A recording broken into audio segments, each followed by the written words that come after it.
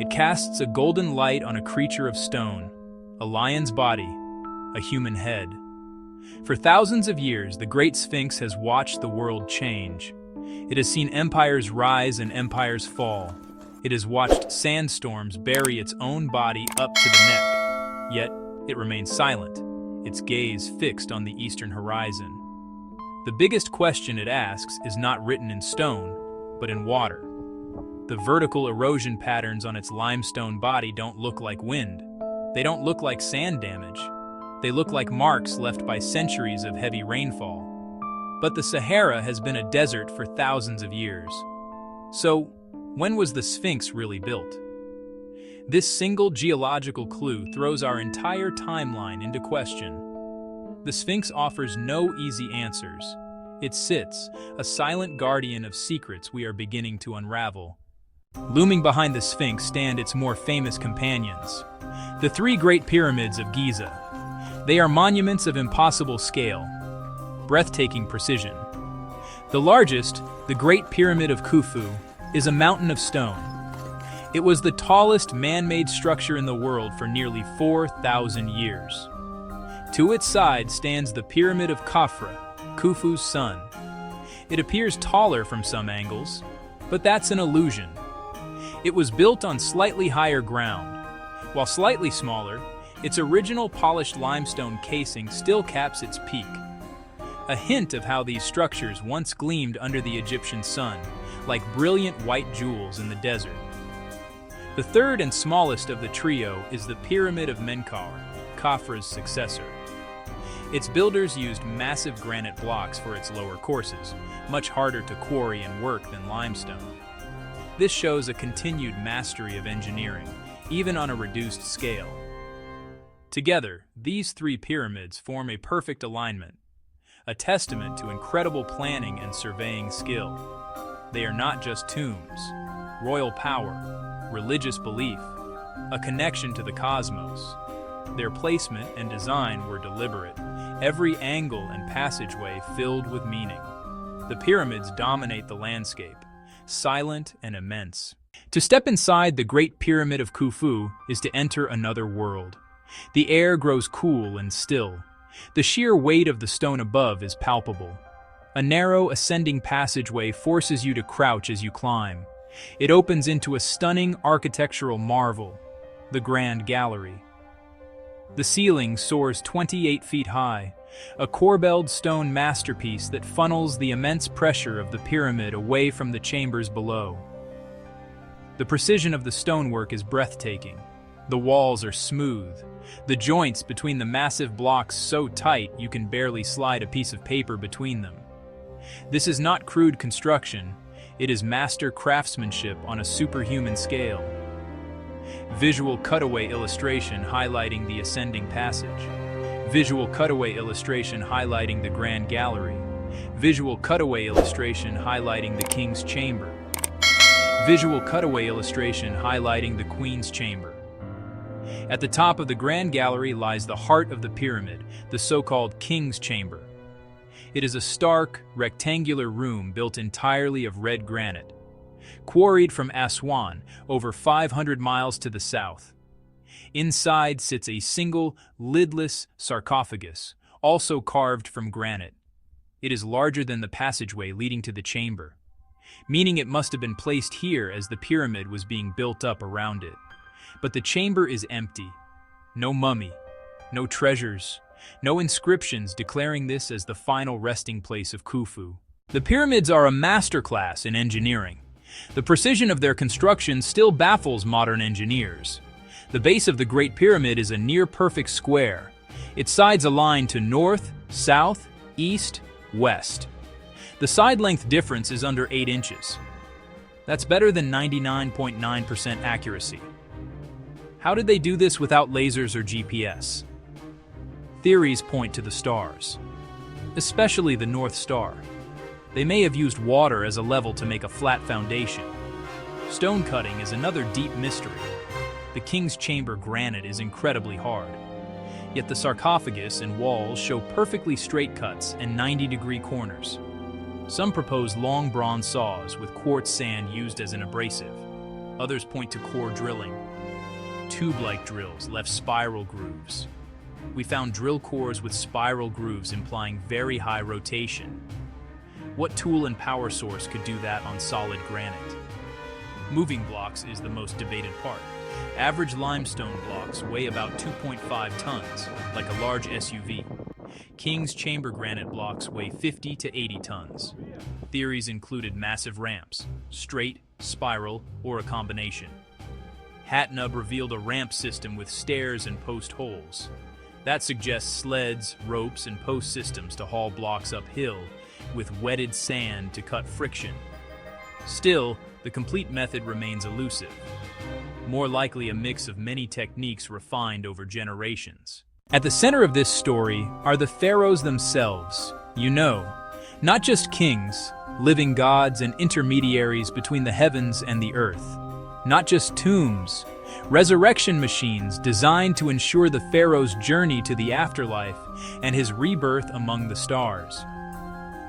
The Great Pyramid is attributed to Pharaoh Khufu, 4th dynasty, around 2589 to 2566 BC. Culmination of architectural evolution, mastaba tombs, Djoser's step pyramid, to the smooth-sided perfection seen at Giza. Pharaoh Khafra, Khufu's son, continued the tradition. He built his own slightly smaller pyramid next to his father's. His complex is unique because it includes the Great Sphinx and the Valley Temple, where his body would have been prepared for burial. The entire Giza Plateau can be seen as one massive, interconnected necropolis. The alignment of the pyramids, the causeways connecting them to temples, and the placement of the Sphinx were all part of a grand, unified plan. It was a physical manifestation of their power on Earth and their aspirations for eternity. The evidence linking these pharaohs to the pyramids is strong, but also strangely sparse.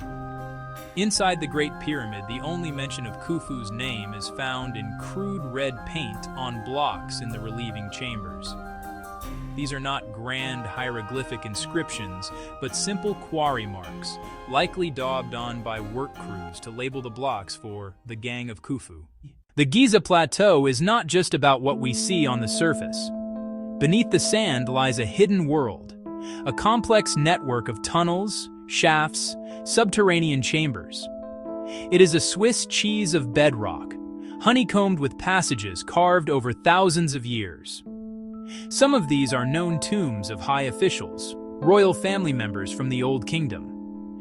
They are decorated with beautiful scenes of daily life, providing invaluable information about the ancient Egyptian world. They wanted to be buried close to their pharaohs, hoping to share in their eternal journey. These tombs create a vast and intricate city of the dead surrounding the Great Pyramids. One of the most enigmatic subterranean structures is the Osiris Shaft. Located under the causeway of Khafra's pyramid, a deep, multi-level shaft descends over 100 feet into the bedrock. At its bottom, in a chamber flooded with groundwater, a massive granite sarcophagus lies, eerily similar to the one in the king's chamber. It feels much older, more primal than the pyramids above. It was discovered in the 1930s, but only fully explored in the late 1990s. Its purpose is unknown. Was it a symbolic tomb for the god Osiris, lord of the underworld? Or does it belong to an even earlier forgotten phase of building at Giza? The search for hidden tunnels and chambers continues to this day. Are there more discoveries to be made? In our quest to understand Giza, we no longer rely solely on shovels and brushes. Today, we have an arsenal of 21st century technology that allows us to see through stone and peer back in time. Satellite imagery has been revolutionary. By looking at the plateau from space, using thermal cameras, using infrared cameras, we can detect subtle temperature differences in the sand and rock. These anomalies can indicate buried structures, ancient waterways, hidden cavities deep underground. This technology helps archaeologists know exactly where to dig, saving time and resources, and leading to more targeted, successful excavations. One of the most exciting new fields is muography, also called muon scanning. Muons are subatomic particles created when cosmic rays hit the upper atmosphere. They rain down constantly and can pass through hundreds of feet of solid rock. Placing highly sensitive detectors inside and around the pyramids lets scientists track muon paths. If more muons get through a certain area than expected, it indicates a void or chamber.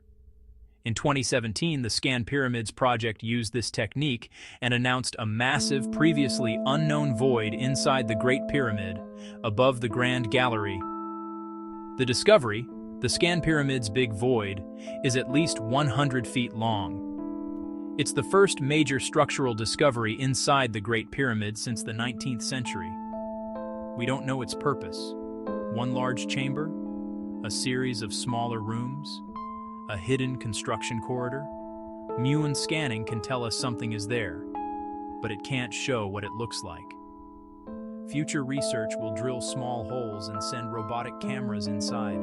It's a thrilling moment, proving the monument still holds profound secrets. The biggest clue to the Sphinx's age may be water. The erosion looks like rain, not wind, not sand. Yet the Sahara has been a desert for millennia. If these marks are rain, then the Sphinx's story might begin in a wetter age. Mainstream history says Khafra, around 2500 BC, the era of 4th dynasty pyramid construction. But the water erosion theory suggests a much older origin. It points to a green savanna, drenched by monsoon rains, perhaps 7000 BC or earlier. A monument like that would rewrite human history. It implies an advanced culture long before we thought possible. The paradox is stark. On one side, archaeological consensus, statues of Khafra found nearby, the causeway linking his pyramid complex to the Sphinx temple. Everything points to him. On the other side, the stone itself. The Sphinx's body is its witness. The limestone tells a story of water, not just sand. Geologists have studied these patterns. The debate is fierce, the visuals compelling. Could our understanding be fundamentally wrong? A symbol of ancient Egypt and of the uncharted territories of our history. We look at its weathered face and see our quest for knowledge. A puzzle carved from a single bedrock. The creature is more than a statue. It is a question about who we are and where we came from. Decades of archaeology reveal the city of the pyramid builders. Homes, bakeries, cemeteries, skilled Egyptian workers, well-fed and highly organized. A massive state-sponsored project requiring logistical genius. Not magic or aliens, brilliant minds, physics, geometry, and vast organization. The real magic of Giza is the magic of human potential, pushed to its absolute limit. We may never answer all the questions. Perhaps that is the point.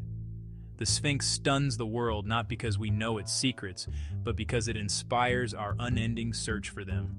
Subscribe for the next discovery. No inscriptions declaring this as the final resting place of Khufu. Was it robbed in antiquity, or was it never used for a burial at all? Below the king's chamber is a second room, known as the queen's chamber. Like the room above, it was found empty. Its purpose is a complete enigma. Leading out from its north and south walls are two narrow shafts, only about 8 inches wide. North shaft, south shaft. For centuries, their purpose was unknown. Were they for ventilation, or did they have a symbolic, religious meaning? In 1993, a small robot named Upwat 2 was sent up the southern shaft. After crawling for over 200 feet, it was blocked by a small limestone door with 2 copper handles. The world was captivated. What lay behind this mysterious door? It was a secret sealed away for 4,500 years. The pyramid's interior design is a puzzle. Besides the known chambers, there are other hidden features. So-called relieving chambers are stacked above the king's chamber. There are descending passages that lead to a rough, unfinished subterranean chamber far below the pyramid's base.